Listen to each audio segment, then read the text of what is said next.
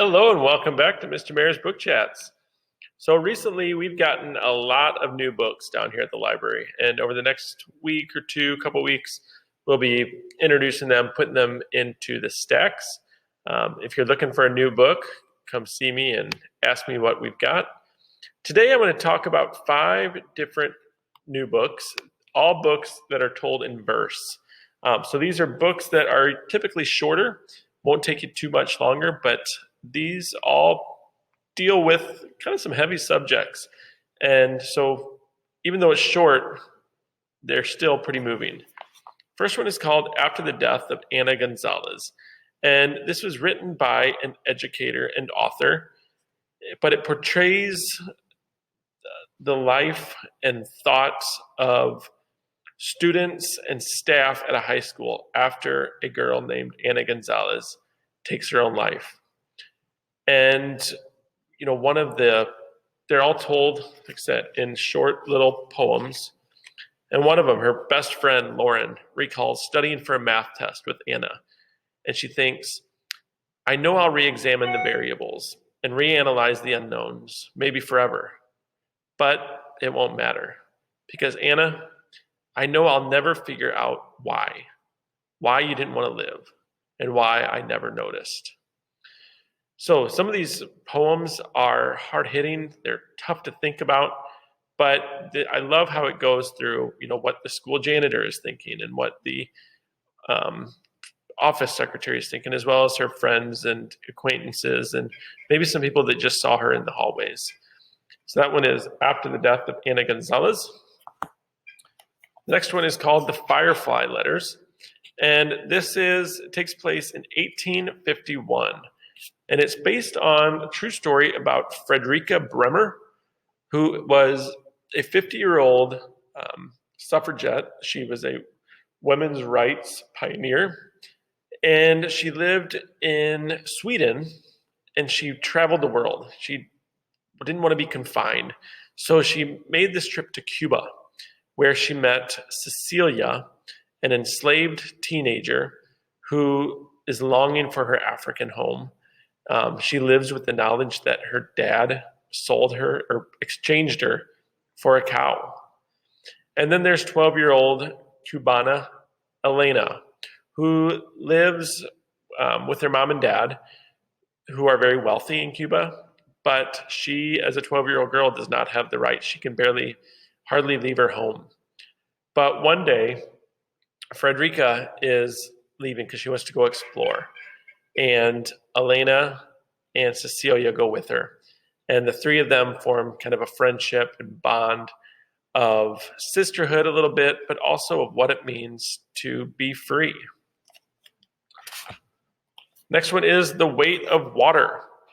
And this is, again, it's a refugee story. It's about a Polish girl named Kazienka who comes to England with her mother to find her long-lost father, who abandoned them when she was very young. And immediately when she goes to her high school, she's treated like an outsider and an intruder. She looks differently. She talks differently. The girls at her school laugh at her and make fun of her. And, there's a school bully that torments her and makes her life miserable. But lucky for her, she enjoys swimming. And the only place she feels really safe and secure with herself is at the pool, where she meets a boy. And she begins to open up to him a little bit about her experience.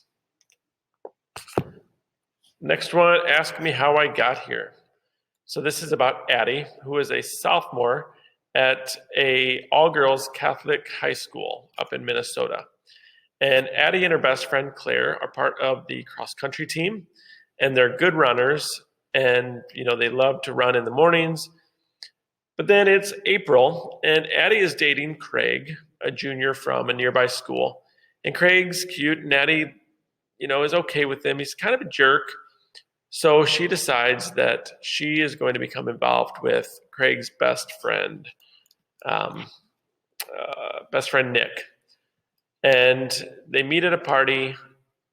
And soon they're hanging out more and more, and their relationship is moving forward pretty quickly. Nick meets the parents, and the parents like him. But months go by, and August rolls around, and Addie realizes that her period is late. And Claire notices that Addie doesn't seem to be given 100% running, but she doesn't know why, because Claire doesn't want to tell her that she's pregnant. Eventually, Addie tells Nick that she's pregnant, and they go to the Planned Parenthood where the doctors kind of tell her options. And she has to weigh these options and weigh what she wants to do. And this is all about kind of her decisions and living with those decisions. And then the last book I'm going to talk to you about is Lifeboat 12, another book that is based on a true story, a World War II disaster. It tells a story of Ken, who lived in London, and with the Nazis bombing London every night, there was a chance for this 13-year-old boy to escape.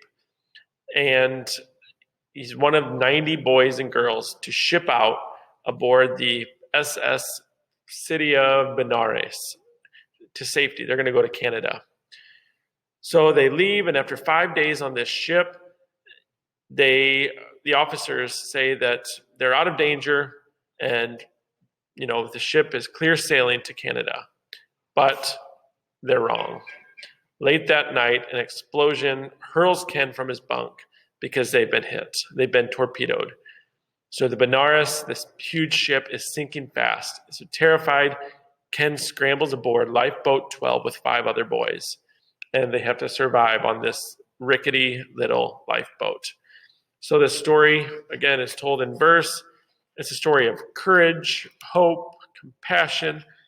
There was tons of research done on this novel to show these true events. There's some historical photos in the back. If you like adventure, check this one out. As always, thanks for watching. Come see me down in the library.